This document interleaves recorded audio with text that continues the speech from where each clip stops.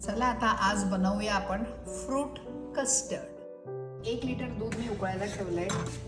दूध उकळत असतानाच त्याच्यामध्ये एवढे वाटी भरून साखर घातली।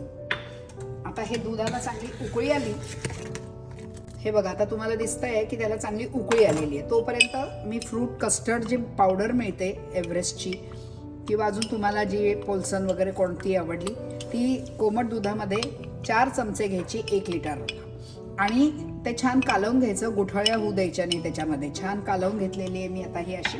हे दूध बघा आता उकळत आहे, हे उकळत असतानाच ह्याच्यामध्ये हे मिसळत राहायचं आणि ढवळत राहायचं, म्हणजे त्याच्या आतमध्ये गाठी होणार नाही आणि गुठळ्या होणार नाहीत। हे बघा मी आता हे असं टाकते, हे बघा हे असं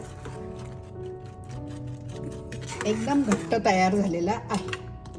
हे बघा असं गाढ मिश्रण तयार होतं। गॅस बंद करून टाकायचा आणि हे थंड व्हायला ठेवून द्यायचं। आपलं ते थंड होतं आहे दुधाचं, त्याच्या आधी मी एक असंच बनवून ठेवलेलं होतं, ते घेतलं गार आणि ही अशी सगळी फळं चिरून घेतली। आंबा, बारीक सफरचंद चिरून घेतलं, स्ट्रॉबेरी पण चिरून घेतली। स्ट्रॉबेरी मधला गर बाजूला केला कारण मग त्याने आंबट होतं खूप। द्राक्षही बारीक चिरून घेतली आणि अननस, पाइनॅपल। तुम्हाला वाटलं तर अजून तुम्ही फळं घालू शकता, मी ही एवढी बारीक करून ठेवून दिली।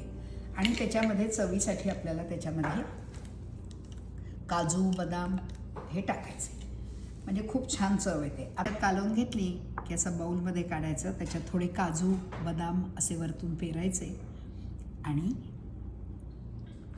खाण्यासाठी हे तयार। माझा हा व्हिडिओ आवडला असेल तर नक्की कमेंटमध्ये कळवा कसा झाला आहे ते फ्रूट सॅलेड, आणि लाईक आणि सबस्क्राईब करायला विसरू नका।